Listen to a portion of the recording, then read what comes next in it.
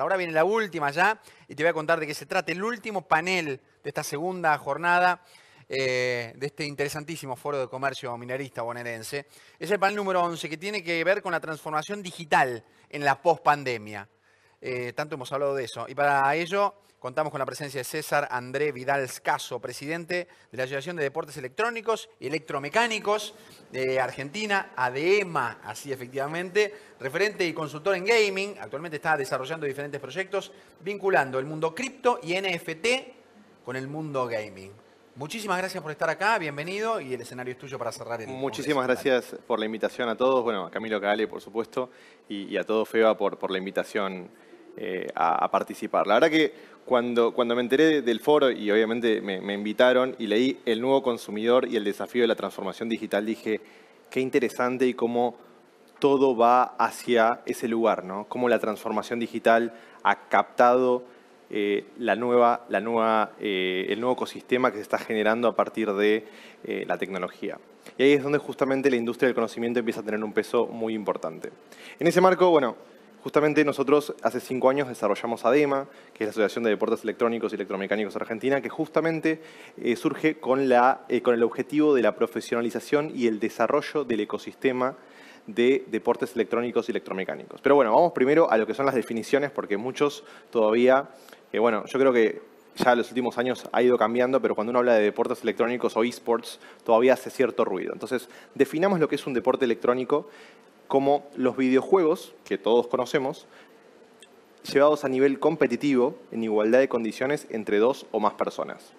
¿Esto qué quiere decir? Que justamente uno puede competir en un entorno virtual contra otra persona y justamente generar un entorno deportivo, ¿no? Que es sumamente interesante. Pero hay una diferencia que hay que hacer, que no todos los videojuegos son deportes electrónicos. Si yo tengo que pasar la tarjeta de crédito, por ejemplo, para ser mejor que otra persona en un videojuego, automáticamente ya descarta lo deportivo, porque justamente estoy pudiendo ser mejor con un adicional. Ahora bien, ¿cómo entonces, si yo no puedo comprar dentro del juego para ser mejor, cómo terminan monetizando los que desarrollan videojuegos para que se consoliden los diferentes deportes? Eso tiene que ver justamente con la estética de los deportes electrónicos. Entonces uno generalmente pasa la tarjeta de crédito, pero para tener una estética diferente. Entonces yo por ahí no voy a pagar para ser mejor, pero voy a pagar para verme mejor, tener una mejor camisa, unos mejores lentes dentro del juego, que no afecta la jugabilidad, pero sí afecta la estética. Bueno, eso paréntesis en torno al ámbito, pero bueno, estamos hablando ya de un microsistema comercial dentro puntualmente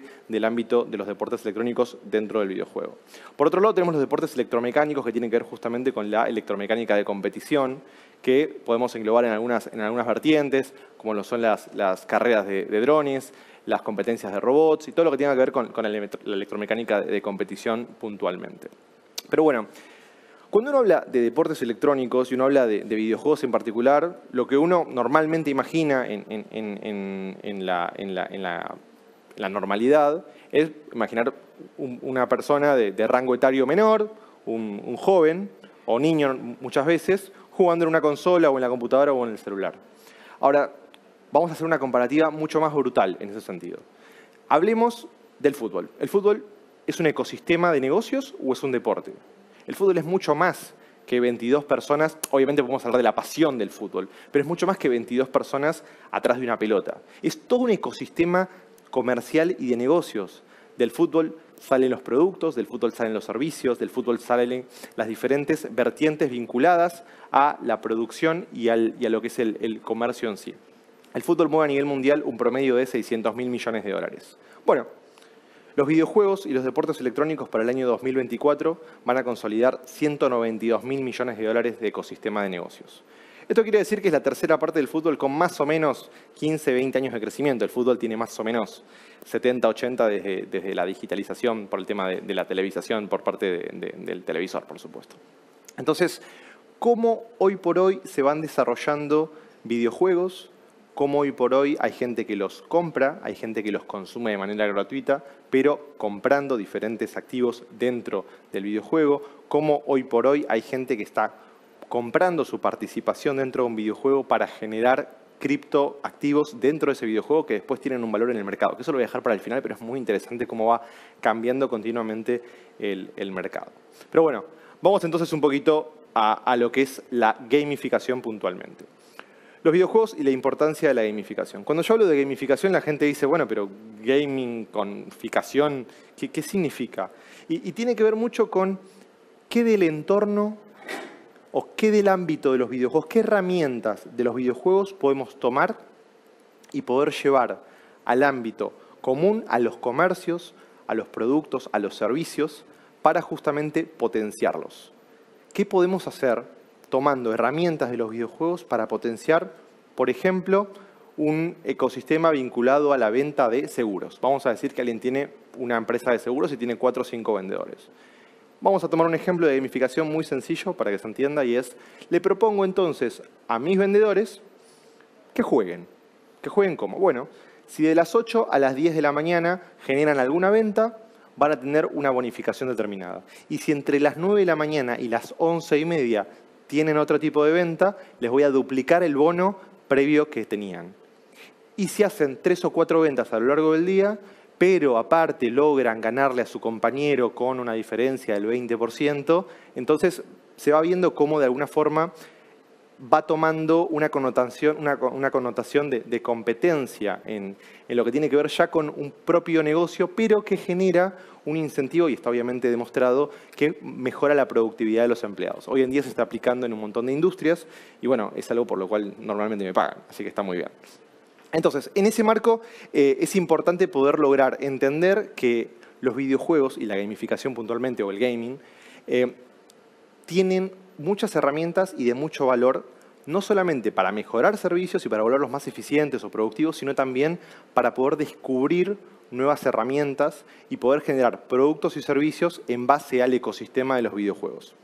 Y ahí vamos seguramente, bueno, volvemos un poquito atrás entonces, a lo que tiene que ver con la generación de productos y servicios. Nuevamente, volviendo al concepto inicial que uno tiene cuando hablamos de una persona jugando, o cuando hablamos del ecosistema de los videojuegos, que se imagina uno a un niño o un joven jugando a la computadora o en una consola. Ahora, ¿qué pasa cuando ese joven ya tiene un poder adquisitivo determinado? ¿Qué es lo que ese niño pequeño va y le pide a sus padres? ¿Y qué es lo que todo el sistema comercial minorista tiene para ofrecerle a ese chico que sale a la calle con necesidades de productos y servicios? ¿Enfocados a qué? A algo que ese chico, que es un gamer, necesita o quiere. Y ahí no necesariamente estamos hablando de algo meramente digital. Puede ser algo analógico, como por ejemplo unas zapatillas o unos zapatos. ¿Por qué el niño elegiría unas zapatillas y no otras? Quizá elegiría unas zapatillas que están adecuadas a la mentalidad de una persona que por ahí juega videojuegos o están vinculadas a un videojuego en particular. Hace poco tuve una charla con un centro comercial que justamente quería entender un poco más cómo funcionaba el ámbito de los videojuegos. Y lo que me preguntaban era de qué forma ellos podían vincularse mejor para aumentar sus ventas. Y una persona después me hace una connotación adicional, se me acerca, y el señor me decía que gracias a los videojuegos él había podido vender un poco más durante el periodo tan complicado que vivimos los últimos 2 años. El señor fabricaba muebles. ¿Qué tiene que ver los muebles con los videojuegos? Y bueno, justamente se había acercado un señor que quería comprarle una silla al hijo y le había encargado justamente que le desarrollara una silla, pero parecida o de alguna forma con una connotación vinculada a un famoso videojuego que es el Fortnite. Entonces, ¿cómo el mercado se va adecuando para poder ofrecer productos y servicios? Y en caso de no ofrecerlos, vienen los requerimientos, inclusive y la demanda social, ¿no? de justamente poder consumir ese tipo de productos y servicios. Bueno, el crecimiento de los videojuegos en el mundo y la Argentina. Vamos a sacar un poco la pandemia de lado para poder entender qué sucedió, por lo menos hasta 2019 en el mundo. Los videojuegos vienen creciendo a nivel global entre un 9 y un 15% anualmente. 9% en el entorno de las consolas y de las PCs, o sea, de las consolas me refiero a la PlayStation, la Xbox, la Nintendo Switch ahora y otras consolas menores.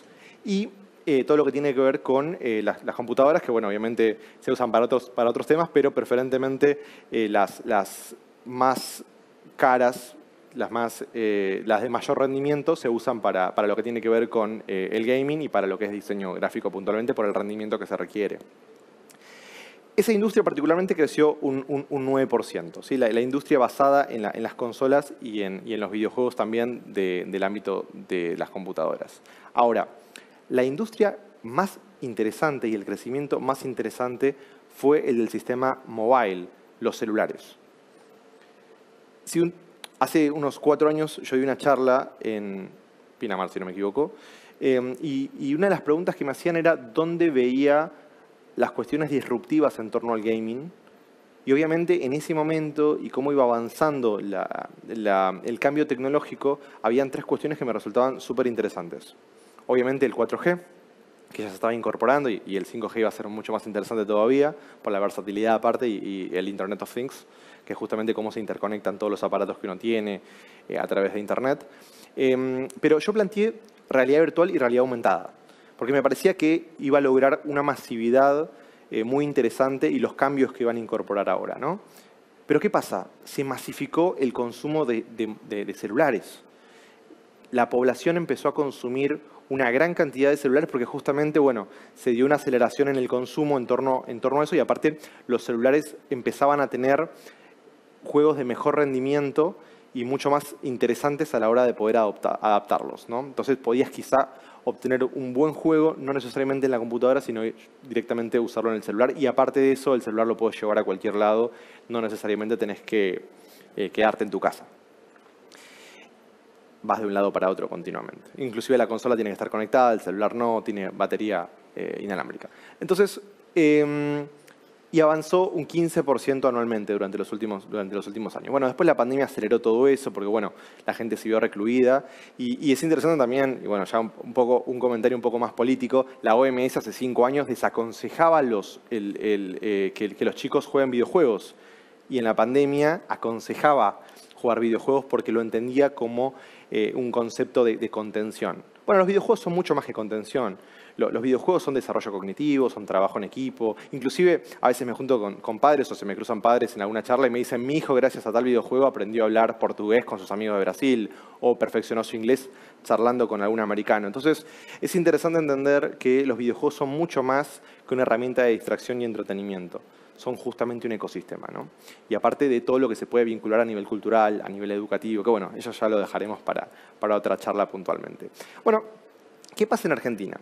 El último censo que se hizo en torno a videojuegos habla de que el 48% de la población juega videojuegos. No significa que el 48% de la población sepa que es gamer. Porque, por ejemplo, si voy al caso, hay personas de una edad avanzada que tienen celulares, de la tercera edad, perdón, que tienen en su celular algún videojuego. Y no se consideran gamers, pero sin embargo lo son, porque están dentro del ecosistema de videojuegos. Pasa que no lo saben, porque lo consideran justamente entretenimiento. Ahora, si yo voy a un chico que tiene 20, 25 años y le digo, che, ¿vos sos gamer? Va a decir, bueno, sí, la verdad que sí. ¿Por qué? Porque juego tal juego, tal otro. Bueno, entonces, el potencial es muy interesante y cuando yo hablaba de estos 192.000 millones de dólares que se plantea para el año 2024, Latinoamérica corresponde al 5% de todo el ecosistema global. Y dentro de Latinoamérica, que es el 5% del ecosistema global, Argentina es el tercer mercado más grande. Eso es muy interesante. ¿Por qué? Por el potencial que tiene. Primero viene México y Brasil, bueno, están casi pegados. Y después Argentina y le lleva mucha ventaja a los dos competidores que tiene, que son Perú y Colombia. Entonces hay un gran potencial de desarrollo, no solamente, nuevamente, en lo que son videojuegos puntualmente, sino que en todo lo que es el ecosistema alrededor. Por eso muchas marcas hoy en día están acompañando a diferentes productos y proyectos vinculados al mundo de los videojuegos. Bueno. Hablemos un poco entonces de lo que es cómo va cambiando este ecosistema y las nuevas adaptaciones que van figurando. Hace muchos años, muchos años, inclusive creo que yo no había nacido y apareció el primer videojuego, uno normalmente tenía que comprar una computadora y tenía que comprar el videojuego para poder jugar. Aparecieron las consolas, uno compraba la consola y compraba un videojuego para poder jugar. Pasó el tiempo y empezaron a aparecer los juegos online. Justamente gracias a la globalización. Y se empezaron a ofrecer juegos de dos vertientes. La vertiente donde uno pagaba por ser mejor y la vertiente de los juegos donde uno podía competir y podía pagar para verse mejor, ¿no? Entonces justamente se daba una competencia, pero se daba una monetización de ese producto puntualmente a la hora de poder comprar estética dentro del juego.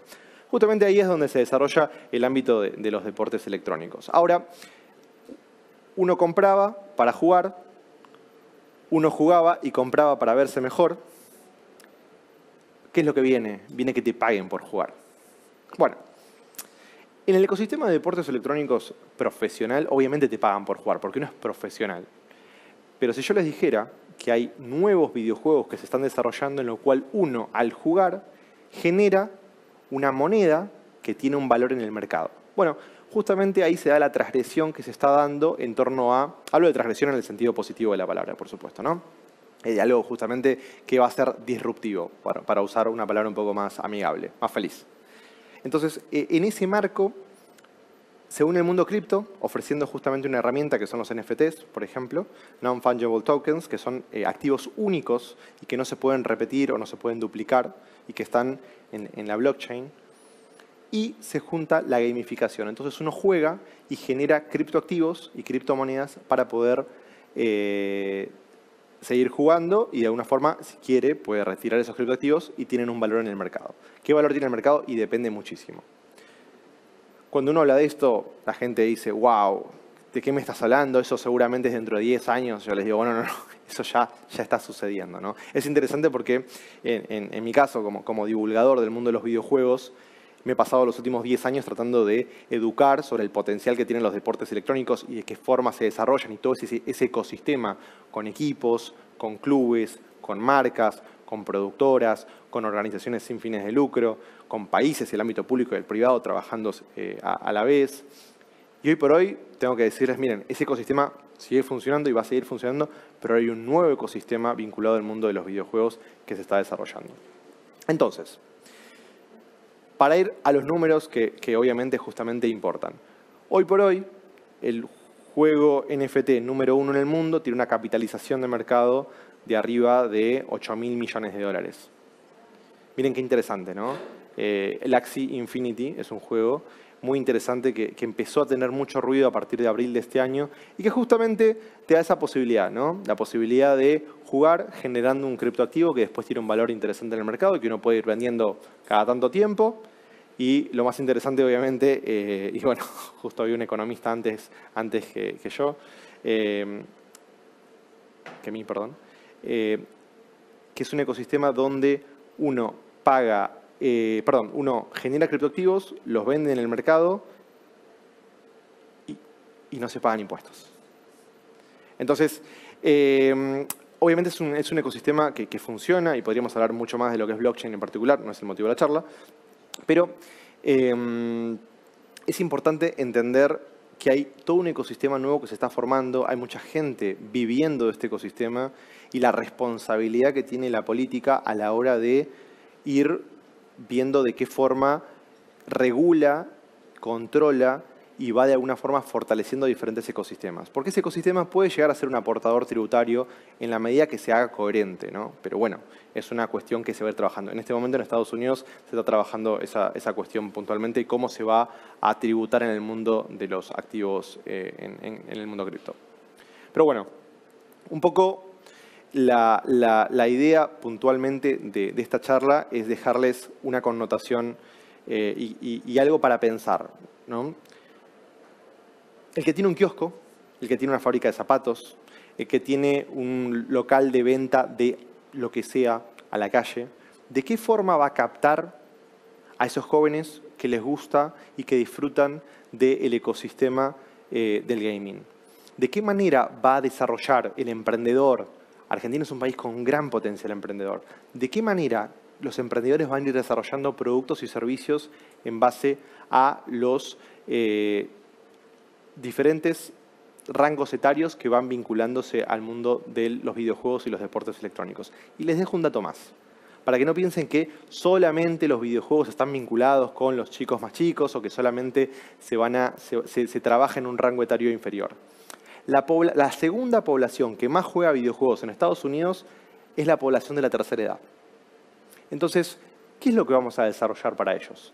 ¿De qué forma vamos a ser consecuentes con un pedido que hace la sociedad en torno a un ecosistema que realmente está dando mucho para hablar, mucho para decir y sobre todo mucho para poder adquirir para un montón de negocios y productos. Así que bueno, muchísimas gracias en ese sentido. Gracias, César. Gracias a vos. Un placer escucharte. Es ¿No un lo jugué placer. de chico? ¿Lo jugaré en la tercera edad? ¿Los juegos o los videojuegos? Todavía tienes tiempo igual, ¿Tengo así que tiempo venís bien. todavía? Sí, totalmente. Muchísimas gracias. Un placer.